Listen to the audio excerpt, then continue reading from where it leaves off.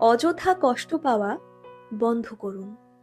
বিশেষ করে অন্যের কৃতকর্মের জন্য নিজেকে রোজকার অভ্যাসে কষ্ট দেওয়া, নিজের শরীরের প্রতি, মনের প্রতি অবহেলা করা বন্ধ করুন। কেউ আপনাকে ছেড়ে গেছে, কেউ আপনার মূল্যায়নে ব্যর্থ, কেউ বা হাজারটা দোষ আপনার ওপর চাপিয়েছে নিজের দুর্বলতাকে ঢাকাতে। আর সেসব দিনের পর দিন ভেবে ভেবে আপনি নিজের প্রতি অবহেলা করছেন, নিজের শরীরের, মনের প্রতি অযত্নশীল হয়ে পড়ছেন।